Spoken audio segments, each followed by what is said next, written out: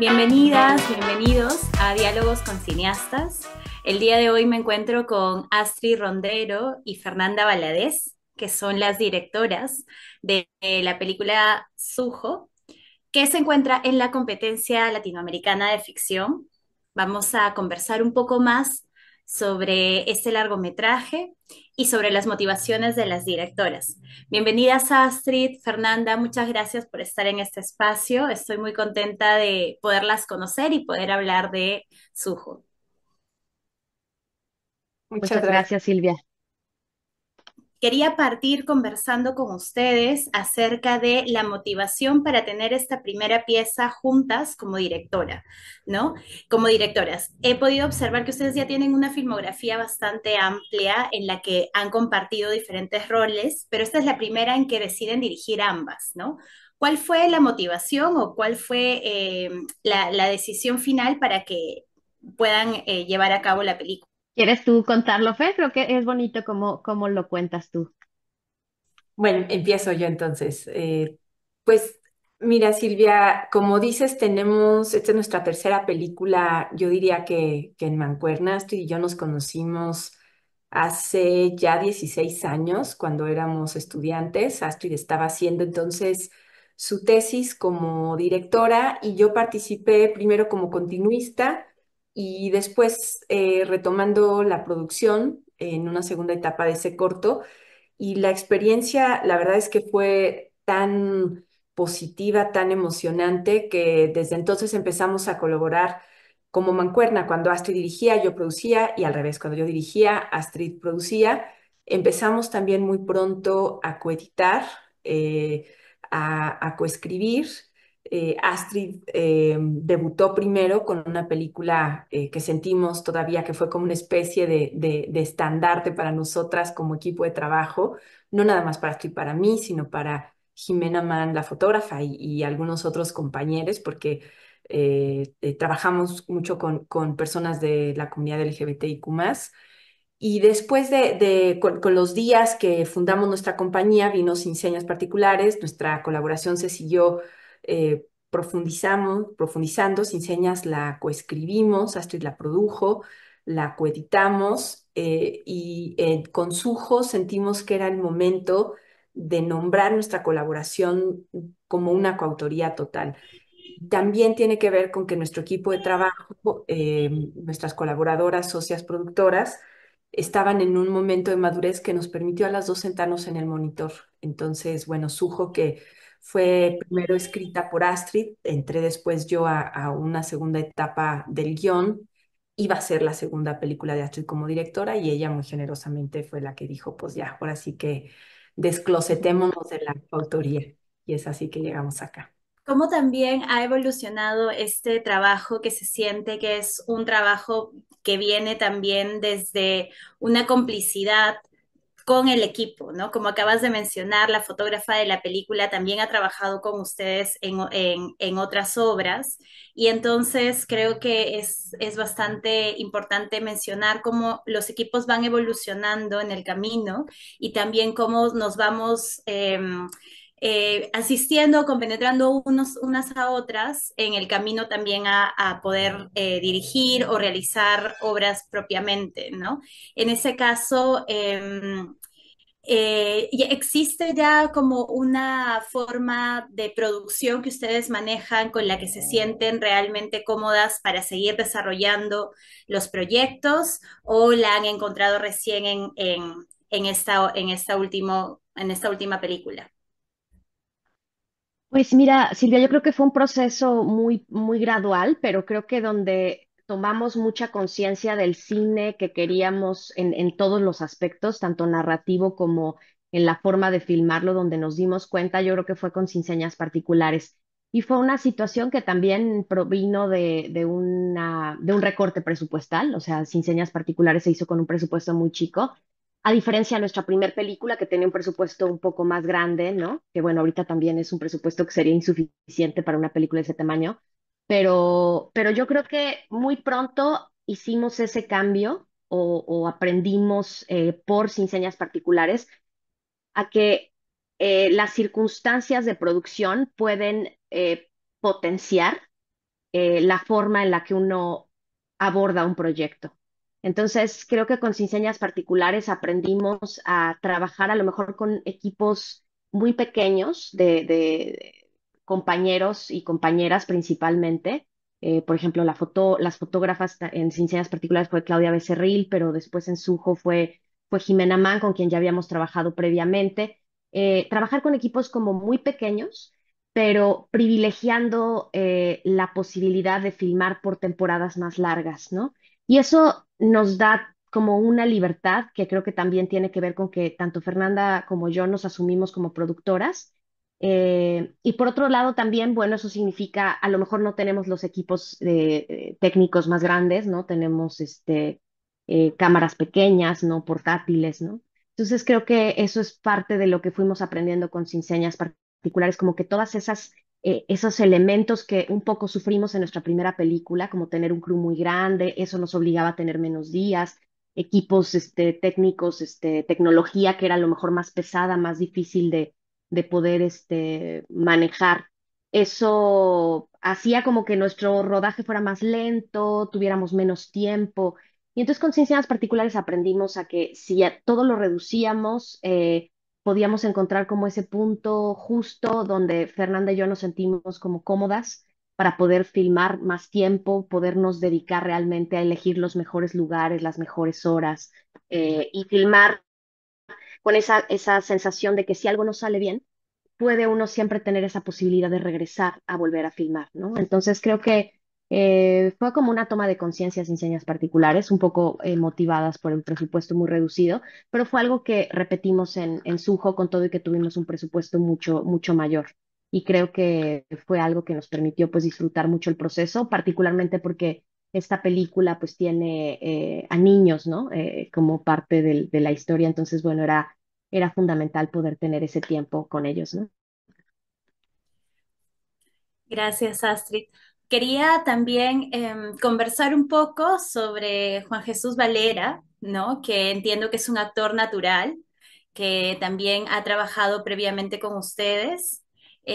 ¿Cómo es que se llega a la decisión de trabajar con actores naturales y cómo es esa experiencia también en el set y durante el rodaje, ¿no? Bueno, Juan Jesús es la verdad un muchacho, un joven adulto muy talentoso, que cuando lo conocimos haciendo el casting para Sin Señas Particulares, él todavía era muy chiquito, acababa de cumplir 15 años en ese momento. Yo creo que él entendió en el proceso del casting de esa película y del rodaje de esa película que había encontrado él su vocación como actor.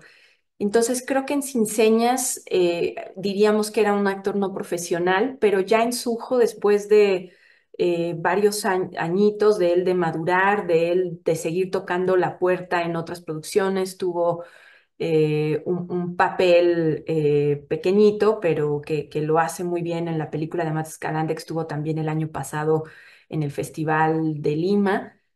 Para Astrid y para mí fue, yo creo que un proceso de crecimiento acompañado de nosotras, ir siguiendo madurando. En algún momento discutimos que Juan Jesús debiera protagonizar Sujo.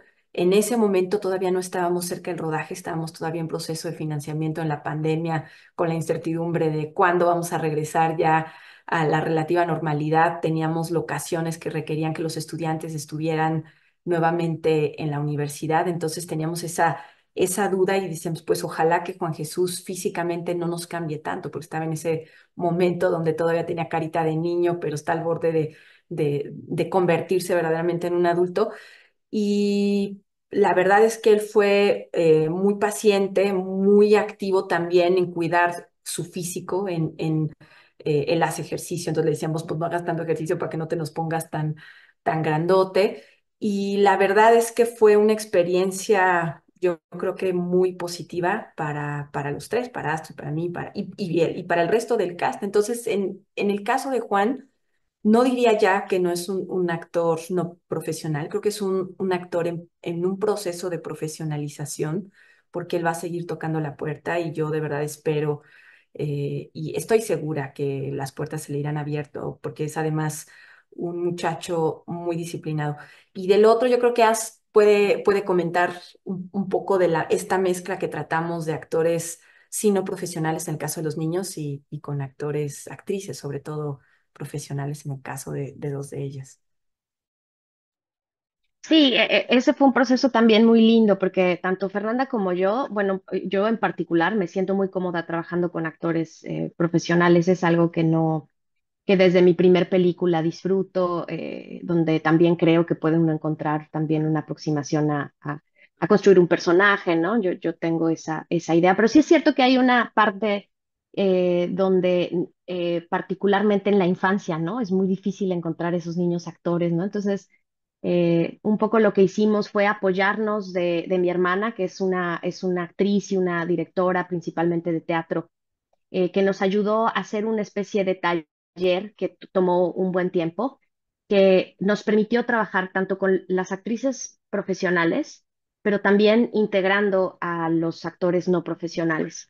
Con el objetivo, por supuesto, de que sabemos que en un taller, pues jamás van a encontrar todas las herramientas que un actor, digamos que recopila, aprende a lo largo de una carrera de formación actoral, ¿no? Pero lo que era muy interesante es que nos permitía encontrar herramientas y puntos de comunicación, ¿no? Tanto con los actores no profesionales, pero principalmente entre los actores profesionales y los niños o los actores jovencitos, ¿no? Y creo que fue un proceso muy lindo de descubrimiento de muchas cosas para nosotras como directoras, pero también fue un proceso como de mucha cercanía, ¿no? Se crearon, particularmente con los niños, relaciones con las actrices que les permitieron a los niños explorar en la película como estas relaciones familiares de las que habla un poco la película. Y fue un proceso muy, muy natural, ¿no? Muy especial y que creo que nos permitió abordar la película tanto a Fernanda como a mí de una forma pues muy lúdica y al mismo tiempo, pues sí, con un lenguaje en común, que creo que eso es luego lo que sucede, ¿no? Cuando trabajas y mezclas actores naturales con actores de profesión, que a veces falta ese vínculo y esa forma de comunicación que creo que es fundamental para contar una película, ¿no? Y en esta construcción también, no solamente del personaje y de, de todo el universo en donde funciona y existe Suho, están estas tres figuras de feminidades que son las guías de Suho en diferentes etapas, ¿no? Y también entiendo que son ellas tres las que ya tienen una experiencia como actrices previamente y bueno, valoro demasiado el personaje de Nemesia, me parece un personaje muy potente que está creado desde la magia, desde lo onírico, también un poco desde las tradiciones o la fuerza de la ruralidad. Y entonces mi pregunta era, por qué estas guías son personajes abocados a las feminidades como tal, ¿no?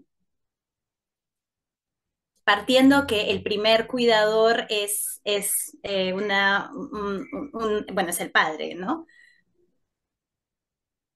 Pero creo que esta inquietud estaba desde el primer tratamiento del guión, la primera propuesta, ahora sí que el mundo que abrió Astrid en la ficción, pero es una preocupación que compartimos. Es para ambas el primer personaje masculino protagónico que abordamos. Nosotras habíamos siempre tratado personajes femeninos de una manera convencida, consciente, pero que corresponde a las cosas que nos interesan como mujeres. Astrid lo decía muy bonito en un texto con el que buscábamos financiamiento. eh, un poco nos sentíamos como esas mujeres que se preocupan y que aman al personaje de Sujo y que en él poníamos nuestras inquietudes sobre la juventud en México también. Nos preguntamos, y eso es algo que constantemente Astrid y yo discutimos, por una juventud que no es que de pronto haya amanecido en la crisis de violencia, sino que es una crisis que tristemente en México ha ido profundizándose y a través de estos personajes femeninos es que podíamos abordar la preocupación por la masculinidad, por la construcción de una juventud que está en la violencia. Entonces, escribir, reescribir estos personajes, castearlos. Yadira Pérez, que hace a Nemesia, y Carla Garrido, que hace a Rosalía, son ambas actrices profesionales de mucha experiencia. En el caso de Yadira, sobre todo en el teatro, es además una mujer que trabaja educando jóvenes actores, entonces era como una especie de círculo completo. Y en el caso de Sandra Lorenzano, que hace de Susan, ella es muy curioso, ella no es una actriz profesional, ella es una escritora en realidad muy relevante en México y a la que admiramos y respetamos mucho y que nos inspiró. Fuimos a verla en su clase en la universidad porque ella es doctora en literatura y da una clase preciosa en la Universidad Nacional que tiene que ver con el arte y la manera de recordar y resistir a la violencia. Ella ha trabajado mucho desapariciones forzadas, es argentina, exiliada en México, entonces para ella el exilio y la violencia política es también una experiencia personal. Entonces, creo que en una respuesta un poco más resumida, abordarlo a través de tres personajes femeninos era nuestro camino de acceso a un personaje masculino y a la pregunta sobre una masculinidad que en México de ninguna manera creemos que sea una cuestión innata, sino es una cuestión cultural. La masculinidad ahora está vinculada a la violencia por el riesgo que tienen los chicos de ser reclutados por el crimen organizado. Y a partir de eso venía la pregunta que quizás muchas veces se les ha hecho, ¿no? De cuál es el porqué de hacer una película sobre víctimas del sicariato y cómo también tener este final que no es un final que no diría que sería totalmente esperanzador, pero sí como un final de oportunidad hacia Suho, ¿no? Un final que permitiría que pueda seguir en este proceso de cuestionamiento a partir de ya la guía y el cuidado que ha tenido de estas tres mujeres que pues están muy pendientes en su vida, ¿no? Sí, yo creo que, híjole, creo que para Fernanda y para mí hacía mucho sentido, particularmente después de haber hecho Sin Señas Particulares, que es una película muy, muy dura y que habla de una realidad que pareciera que no tiene salida, ¿no? Que también toca este tema del reclutamiento forzado. Y nos hacíamos como muchas preguntas sobre eso de lo forzado, ¿no? Y de cómo el crimen organizado ha ganado, la cultura del crimen organizado ha ganado un terreno casi total en ciertas comunidades y justo respondiendo un poco a lo que también dice Fernanda acerca de la vulnerabilidad de las juventudes, particularmente de los hombres. Y justo pensábamos en eso. Eh, eh, Fernanda y yo creemos que todo ese reclutamiento, incluso que es cultural, es forzado, ¿no? Yo creo que ninguno de estos chicos decidiría por un camino que además son vidas en general muy cortas, ¿no? De mucha injusticia social, por un lado, y por otro lado también de esta penetración, como decía yo, total, ¿no? Del crimen en todas las áreas de la cultura, que está muy vinculado también a los procesos de crecimiento de los jóvenes, ¿no? A lo mejor lo que eran los ritos de paso de otro tipo ahora están íntimamente ligados al reclutamiento. Por eso decimos que en el fondo siempre hay algo de forzado en ese tipo de reclutamiento. Y entonces nos quedaba como ese trabajo de hacernos la pregunta, ¿no hay alternativa para estos chicos? En realidad todos ellos están destinados a formar parte del crimen organizado. No hay una alternativa distinta. Y la verdad, la respuesta está en nuestro mismo país, ¿no? Para Fernanda y para mí es clarísimo que las historias son muy distintas, ¿no? Hay de todo tipo de historias y dentro de estas historias, pues sí están historias también de resiliencia, de resistencia, de comunidades enteras que migran, ¿no? Para tratar Sí, me imagino que me quedé en la migración, ¿no? Que en muchos correcto. casos esa resistencia se resume a la migración, ¿no? Y por eso nos parecía importante contar una historia desde otra perspectiva, ¿no? Donde además en la última parte de la película, como que la pregunta es más para el espectador. Justo es, hemos escuchado reacciones distintas de cuál es el mensaje final de la película y eso era un poco lo que queríamos hacer, está en cada uno de nosotros, particularmente como gente que no está activamente participando en estos procesos de criminalidad, preguntarnos si existe realmente una posibilidad para estos chicos. Y nosotros como sociedad en realidad estamos dando esas oportunidades o no estamos dando esas oportunidades. Y por eso era tan importante llegar a la Ciudad de México. En algún momento, para Fernández, para mí, en el proceso de escritura, tuvimos muchas preguntas, ¿no? Que nos decían, es que la película en realidad tal vez termina antes, ¿no? No hay que ver toda esa parte de Ciudad de México. Pero para nosotras, Ciudad de México era clave, porque es en realidad es la pregunta para el espectador. ¿Es posible en la historia de un chico joven que un chico joven pueda tomar una decisión de vida distinta a esa que le impone la sociedad, ¿no? Por eso para nosotros ese concepto del determinismo era tan importante en esta película. Y como símbolo, por eso por ahí me quedé. Como símbolo tenemos la universidad, la UNAM, en Ciudad de México, que es gratuita y que se ha luchado durante generaciones, ¿no? Entonces creemos como que nuestro país es muy polifacético y están todas esas realidades. Es cierto que vivimos en un país extremadamente violento, ¿no? Donde hay un número de desaparecidos increíblemente alto, donde también los números de los niños huérfanos producto de la violencia por el narcotráfico es enorme, pero también tenemos un país donde existe la UNAM y donde existen estos procesos de pacificación que son muy lentos, pero que Fernanda y yo creemos que son posibles.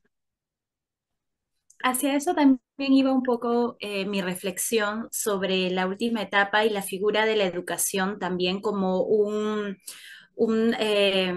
transportador hacia esta nueva oportunidad o esta nueva decisión, ¿no? El conectar el hecho de que al inicio de la película, pues este niño está privado de su educación y luego hacia ya ocupándonos hacia el final, pues podamos entender que de repente él retoma esa intención, porque durante toda la película nos damos cuenta que él sigue teniendo como que estas intenciones de estudiar y de conocer y de aprender, pero que obviamente por seguridad como que tiene que crecer aislado, ¿no? Y por eso también yo me preguntaba por qué el personaje final de esta guía final viene a ser una maestra, ¿no? Viene a ser una profesora que también puede encarnar un poco la ausencia del mismo Estado en estas infancias y juventudes que pues se tienen que ver desplazadas no solamente de sus propios espacios en donde han nacido, sino también dentro de espacios sociales, ¿no? Eh, no solamente privándoles de la educación, sino también haciendo como que muy duro o muy difícil el camino hacia un espacio menos violento, ¿no? Y vemos también el contrapeso con el personaje con el personaje de Hai que llega pues a la ciudad, ¿no? Y como que hace este recuerdo de la violencia a la que él ha abandonado, pero en la que se siente de cierta forma conectado aún por el cariño, por el amor que le tiene al hermano también, ¿no?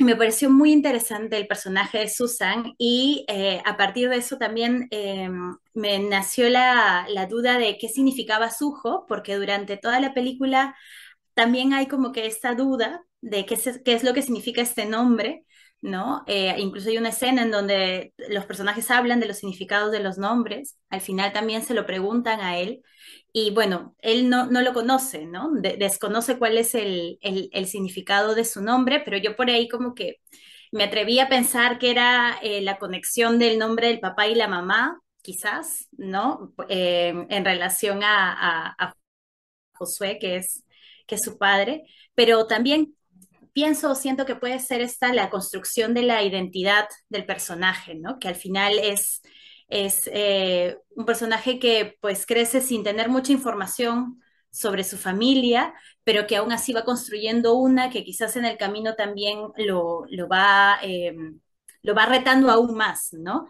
Y también pensaba mucho en relación a Susan, a cómo pacíficamente tolera este hecho del robo de su casa y cómo aún como persiste en el proyecto de acercarlo a la posibilidad de que él pueda estudiar, ¿no? Por ahí podemos conversar un poco de ella hacia esa construcción o esa reacción que me pareció bastante me asombró, pero también me pareció que iba en línea a la intención de brindarle otras posibilidades a Suho, ¿no? Si quieres, empiezo yo por Susan y yo creo que tú vas a responder mejor lo del nombre y lo que significa.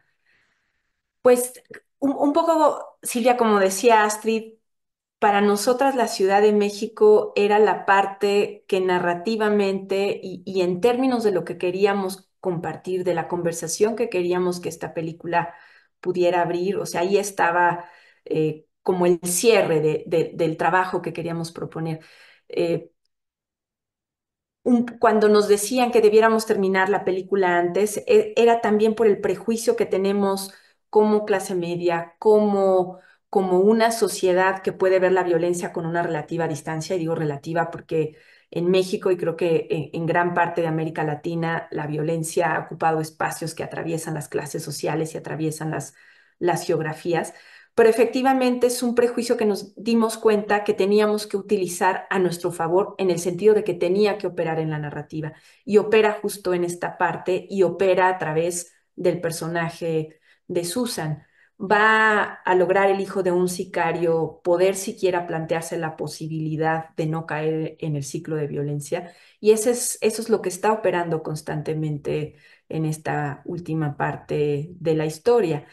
Y el personaje de Susan para nosotras era muy importante porque creíamos que una persona como Susan y en realidad como Sandra, la actriz que la interpreta, que ha tenido la experiencia del exilio, de la desaparición de una persona amada, puede entender a través de las clases sociales, justamente por esta experiencia trágica, pero que nos hermana de poder entender que aunque somos distintos, compartimos una experiencia de adversidad. Y esa es la función que realiza Susan y por eso es que era importante que tuviera esos prejuicios, pero que también fuera capaz de romperlos, abriéndole un pequeño espacio de posibilidad y de empatía a un chico que parece que no tiene posibilidades y que él es el que dice, en ese momento opera como personaje y decir, me inserto o no me inserto en esta posibilidad. Creo que eso es un poco lo que queríamos contar al final y que redondeaba el planteamiento que habíamos hecho en las otras partes, pero quisiera que mejor Astrid hablara de lo del nombre. Creo que cierra un poco lo que hemos estado platicando. Sí, está conectado porque un poco partíamos de la idea de que siempre hay algo heredado en los nombres, ¿no? Siempre hay un motivo, hay alguien que eligió tu nombre y en el nombre hay una especie también de sentencia y esa era una pregunta que nos hacíamos con esto que te decía acerca de verdad no hay otra alternativa para los hombres de jóvenes de esta generación de cierta realidad social en mi país, que si efectivamente no hay otro camino, ¿no? Convertirse en una cifra, ¿no? Tanto del lado criminal como, por ejemplo, en el caso de nuestro país, del número de desaparecidos que hay, ¿no? Que en muchas ocasiones eh, son números, son cifras, no conocemos los nombres con claridad. Entonces, para nosotros ese concepto, la idea de un nombre que el personaje no sabe por qué tiene, nos parecía una buena manera de abordar la idea del destino, ¿no? Y también de las herencias. En el caso de Sujo, el nombre al final nos damos cuenta que es el nombre elegido por el padre, ¿no? Que es un hombre que guarda algo distinto a lo mejor a lo que Suho cree que guarda, ¿no? Y que a lo mejor también nosotros como espectadores creemos que hay detrás, ¿no? Que es la posibilidad de que un chavo sea de nuevo también como, además hay muchos dichos en México, ¿no? Pero hijo de tigre pintito, ¿no? Que eso es algo, el prejuicio de decir, te convertirás en lo que es tu padre, ¿no? Si provienes de la violencia, volverás a la violencia. Entonces, era como un poco desmontar esa idea, ¿no? Del determinismo. Pero al mismo tiempo, desde un lado donde hablamos de la infancia, ¿no? Porque la película habla mucho de eso, de la infancia. Y, y Suho tiene el nombre de algo que vio su padre en la infancia, ¿no? Justo antes de que fuera un sicario, ¿no? Ahora que Fer y yo estamos haciendo un proyecto que es delicado, eh, eh, cuando uno se enfrenta a estas figuras, particularmente en nuestro país, del sicariato, es muy difícil ver más allá de eso, ¿no? Pero estos sicarios fueron niños, ¿no? Y en algún momento en sus vidas hubo algo que los llevó o que los encerró en esa única posibilidad.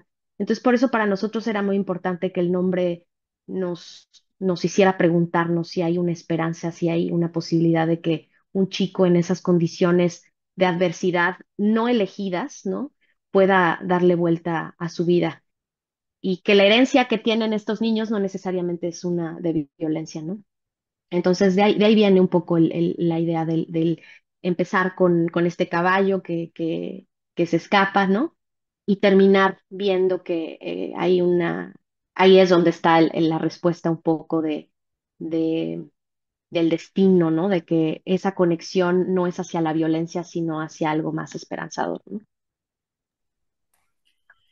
Sí, o sea, a mí me pareció muy potente que la película cierre con la misma escena en la que empezamos y un poco también de entender que la metáfora del caballo que se escapa también es parte de la metáfora de la vida del protagonista, ¿no? Y de esa construcción. Y a partir de eso, la narrativa también está presentada en partes, ¿no? Que están numeradas y nombradas con los personajes que son, diría yo, los decisivos dentro de la vida de Suho, ¿no? ¿Por qué se quiso presentar la película de esa manera? ¿Cuál fue la importancia de separarla en partes?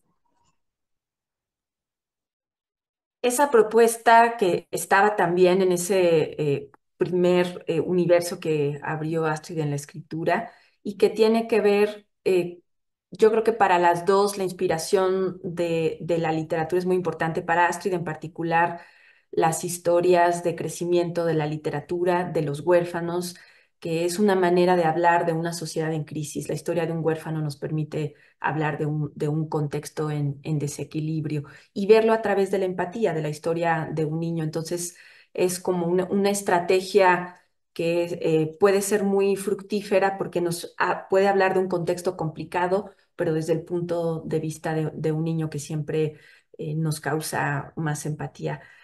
Hay un libro en particular que a Axel le inspiró muchísimo, que se llama Jude el Obscuro, y que tiene como tema principal el determinismo, la reflexión del determinismo, si estamos determinados por nuestro contexto y por nuestra propia historia. Y entonces el poder dividir en nuestras partes lo que nos permitía era desdoblar la narrativa, como dices, a través de los personajes que son claves en la historia de un niño. Y eso nos permitía tener el punto de vista, no como un punto de vista estricto, físico, de quién ve, el punto de vista de la cámara, sino como las temporadas o aspectos del crecimiento que nos pueden ver al personaje. Astrid lo dice muy bonito también, como caras de un prisma, de un objeto más complejo. Y eso es lo que intentábamos hacer. Entonces empezamos con el padre, que es quien abre la historia, el sicario, que tiene esta contradicción, es un sicario, pero es un padre amoroso también, que le deja una historia muy contradictoria y complicada a un hijo, pero un padre amoroso al final. Pasamos después a Nemesia, que es la tía que retoma la crianza del niño y que abre una educación espiritual distinta, justo desde el aspecto femenino y que con esta cosa de la magia que para nosotras era una forma de hablar también de la infancia, de la posibilidad de la infancia, de abrirnos preguntas sobre aquello que no entendemos, pero con lo que conectamos emocionalmente y que eso le abre a su hijo posibilidades emotivas y espirituales y diferentes. Pasamos después a la parte de la juventud, donde el contexto llega como una bofetada y algo que Astrid y yo comentamos mucho, y esto que te platicabas hace un momento de los ritos de paso. Toda sociedad tiene ritos de paso de la infancia a la adolescencia y a la edad adulta, pero que en el contexto de México están vinculados al crimen organizado. Y finalmente la parte de la Ciudad de México, que es la que nos permite pues abrir esta pregunta y esta reflexión sobre la libertad y el destino, ¿no? A mí me gusta mucho particularmente la conexión que se crea con Nemesia, que no es evidentemente amorosa o necesariamente física, sino también el plano espiritual que de cierta forma es lo que puede estabilizar la historia después del episodio de violencia y dar paso al siguiente, ¿no? Que si bien se mimetiza y también como que da a entender que por más que Nemesis es quien ahora asume el cuidado de Suho, perdón, no necesariamente tiene la posibilidad de definir su destino, ¿no? Y también la figura del carro, del auto, que me parece muy interesante. Me gustó mucho entenderla desde un plano del recuerdo del padre, pero también de la posibilidad de volver o de retomar lo que el padre quizás había dejado sin terminar, ¿no? Y, y el hecho también de cómo se juntan las historias de estos tres adolescentes, ¿no? En tanto los vemos desde pequeños, que realmente son como que las únicas personas de la misma edad con las que Suho puede interactuar, ¿no? Y luego hacia adelante que pues de cierta manera también genera una pérdida en él, ¿no? Porque no son las personas con las que sigue creciendo, ¿no? Sino las que también lo dejan o tiene que dejar en el camino, ¿no? Entonces, ¿qué otro elemento ustedes creen que ha sido clave durante la narrativa para también poder explicar metafóricamente más la historia, ¿no? O las conexiones que va teniendo Suho durante la película? Bueno, tratamos ahora sí que de echar mano de muchos recursos cinematográficos, ¿no? Por ejemplo, lo que decías del coche, de tener encuadres que nos remitían a esa primera escena donde el niño es un espectador de la violencia del padre, de la que no entendemos del todo cómo lo haría un niño, qué es lo que está sucediendo. Posteriormente, el carro, como dices tú, se vuelve como ese pase de estafeta, ¿no? Esa reentrada a una vida que quedó pausada, ¿no? Tratamos también, por ejemplo, de jugar mucho con hacer un contraste entre esas dos, la etapa de Nemesia con la etapa de ellos creciendo, ¿no? En Nemesia nos interesaba mucho contar, como decía Fer, todo eso que no entendemos de manera racional, pero que además que es parte de la naturaleza, ¿no? Una noche estrellada, el fuego, ¿no? Las historias que se pueden contar acerca de nuestro origen, ¿no? Eh, Nemesia nos permitía también contar, como dice Fer, la experiencia del punto de vista infantil, ¿no? De toda esa mística que ya un poco estaba empezada a contar a partir del punto de vista del niño al inicio en el capítulo del padre de Josué. Eh, Como que tratamos de ir hilando, ¿no? Un poco la experiencia del punto de vista del niño con, como dice Fer, la presencia de cada uno de los personajes determinantes. Siempre tratando de que eso nos permitiera experimentar un poco el crecimiento de este personaje, ¿no? La verdad es que en ese aspecto el cine creo por eso es tan potente, como que hay tantas herramientas para poder conectar una narración, que no nada más es la iluminación, que no nada más es la puesta en escena, ¿no? Que también tiene que ver con los tamaños de cuadro, ¿no? El uso de los lentes. Eso fue algo muy especial que Fernanda y Jimena Aman pusieron en la mesa. Estuvimos jugando con juegos de lentes para cada temporada de la vida. Y eso a lo mejor es algo que no es tan palpable si uno no está observándolo con lupa, ¿no? Pero para nosotros, incluso en el rango de padre que podíamos llegar, dependiendo del set de lentes que teníamos, pues nos permitió, siempre con todo y que estábamos trabajando en desorden, como normalmente se filma una película, pero sí nos permitía tener este orden de sentir, estamos en esta etapa de la vida del personaje. Las cosas se ven en este momento de nuestras vidas, o de la vida del personaje, como pasaría en nuestras vidas, de esta manera, ¿no? Es esta etapa en donde la tía es joven, ¿no? Donde todavía la tía es fuerte y lo está educando, ¿no? Antes de que salga de control, antes de que la tía sea una molestia en vez de ser una guía, ¿no? Luego pasamos a la etapa donde la tía es una molestia, donde la tía es a la que hay que entrar de puntitas porque la tía es la que lo va a regañar, ¿no? A la que no hay que escuchar. Entonces, creo que eso nos ayudó muchísimo a ir hilando como la experiencia de una vida, que además eso es lo interesante cuando uno cuenta una historia, pues se parece a nuestras vidas también. A lo mejor no crecimos en esa zona, ¿no? No tuvimos una experiencia tan traumática, pero sí podemos conectar con la experiencia de alguien creciendo, ¿no? Y pasando por diferentes momentos de su vida. Yo creo que sí, de los elementos más potentes fue la capitulación, eso nos ayudó muchísimo, el uso de los lentes y por supuesto estos elementos de crecimiento, ¿no? Como de poder contar esa semillita que hace que ese personaje ahora sea muy distinto uno de otro, por ejemplo, la personalidad de Suho, ¿no? A diferencia de la personalidad de Hai, que es un buen niño, ¿no? También con unas circunstancias muy difíciles y que en algún punto él ya no tiene esa posibilidad de retorno, él ya no puede tomar esa decisión de que puede tomar Suho. Entonces creo que la verdad es que fue una experiencia muy, muy especial para nosotros poder haber filmado bajo nuestros términos esta película, ¿no? Y bueno, como para ir cerrando el diálogo, la recepción del público, entiendo que la película ha estado en diferentes festivales y entiendo también que han podido tener algunas reflexiones con el público alrededor de la película. ¿Cuáles son quizás las que más les pueden haber hecho sentir una reflexión adicional a la que ustedes han ido desarrollando durante el proceso de la escritura y del rodaje?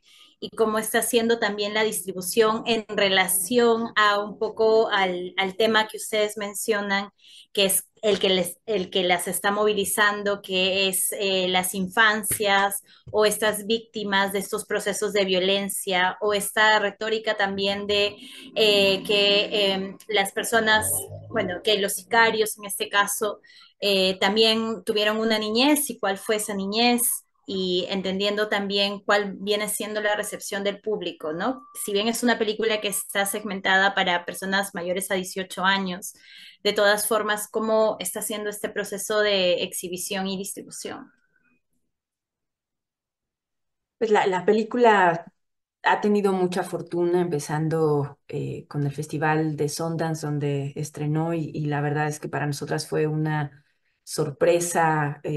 No, no hace uno las películas por los premios. Esta película recibió el Gran Premio del Jurado y eso vino como pues un apapacho y un impulso para todos en el equipo. Y a partir de ahí, la película ha viajado prácticamente por todos los continentes. Creo que lo que nos ha sorprendido y nos ha emocionado mucho es que, aunque habla de un contexto muy específico, que es el de la violencia en México, de el reclutamiento hacia el sicariato en las zonas rurales de Tierra Caliente, conecta con distintos públicos por la dificultad y el dolor de crecer. Y creo que eso es lo que está en el fondo y en la esencia de esta película. Y con eso ha podido conectar el público, pues ahora sí que de todo el mundo. Y estamos también en un momento donde tenemos muchísimo desarrollo tecnológico, pero tenemos muchos, a lo mejor incluso regresiones sociales, donde tenemos un mundo con mayor disparidad, con mayor desigualdad de la que debiéramos o quisiéramos tener. Entonces, la juventud en distintos lados del mundo está enfrentando situaciones a lo mejor no similares, pero análogas, donde el reto de sentirse que estás excluido, que creces en un mundo que no es para ti, que te ves orillado, orillada a la violencia o a situaciones que no deseas. Y creo que eso es lo que esta película, lo que ha permitido que esta película conecte. Y pues no sé si tú quieras platicar de la distribución o del proceso. Sí, está bueno, estamos muy contentas. Siempre hacer películas, ya terminarlas es siempre se siente como un gran logro, ¿no? Como que pasara uno una etapa de su vida. pero cuando además tienen una buena recepción y además existe la maravillosa posibilidad de que la película se vea en distintos lugares, bueno, la verdad es que para Fernanda y para mí ha sido un regalo enorme cómo se ha recibido Sujo, que era un poco también lo que sentimos, por ejemplo, con Sin Señas Particulares, lo que decía Fer, es tema muy específico de un lugar en el mundo, ¿no? Y curiosamente resuena la experiencia de muchas otras culturas, de mucha otra gente. Eh, yo creo que particularmente con Sujo, como es una historia de crecimiento, yo insisto que esas historias son muy potentes porque todos comprendemos la experiencia de crecer, ¿no? La experiencia de cómo nuestras vidas van cambiando. Eh, Esta pregunta que yo creo que todos nos hemos hecho, ¿soy más que mi pasado, no? Creo que eso es algo que también resuena mucho en mucha gente. Y bueno, pues ahorita la de las lindas noticias es que va a tener su estreno comercial ya muy pronto. Empezamos con Francia, ¿no? Que eso es algo muy lindo, y muy próximamente en otros lugares, pero la que más nos emociona, por supuesto, porque pues es nuestro país y es ahí donde queremos discutir ese tema, estará sucediendo en diciembre. Vamos a tener muchas salas, más de las que normalmente una película como las que hacemos tendría. Y eso es pues un sueño, porque la verdad sí queremos que la película despierte esta pregunta. Nada más lo dejo como reflexión final. En México no se habla de los huérfanos del narco. Y hay números tan tremendos como de que estamos hablando que a lo largo de estos 20 años hay un número enorme que sobrepasa el millón de niños huérfanos, ya sea de padre o de madre, producto de la violencia. Entonces creo que es un tema importante a platicar, a discutir, a reflexionar dónde están los niños, quién está atendiendo a esos niños y algo que dijiste tú que nosotros no hemos mencionado, pero sí es cierto, la presencia del Estado en esta tragedia también, ¿dónde está el Estado? Y por eso creemos que Sujo llegue a cines, pues es el mayor regalo que podíamos desear, ¿no? Bueno, muchas gracias Astrid y Fernanda por este espacio. Ha sido muy nutritivo. Espero que también pueda motivar a todas las personas a poder ver la película en esta oportunidad de tenerla en el Festival de Cine de Lima. También comentarles que ustedes van a estar aquí presentes en las proyecciones, entonces para poder tener mayor intercambio de ideas, preguntas, a través de lo que vaya a resonar en cada una de las personas que puedan verla. Y desde ya las felicidades y los éxitos por el estreno comercial. De hecho, es sumamente complicado y una tarea muy ardua llevar películas a los cines comerciales sin ser parte del circuito comercial dentro de nuestros países, cada uno con sus limitaciones y dificultades diferentes, nuevamente por las ausencias o presencias de nuestros estados, pero a la vez también por un deseo y un impulso de cada una de las personas que hacemos cine y que buscamos que nuestras historias sean punto de partida de conversaciones, de reflexiones, de hacer estas preguntas que siempre nos hacemos y también de poder explorar aún más eh, la diversidad humana en todo, en todo su esplendor. Yo les quiero agradecer mucho por el espacio, por haberme respondido a las preguntas y ya nos veremos en otra oportunidad. Muchas gracias.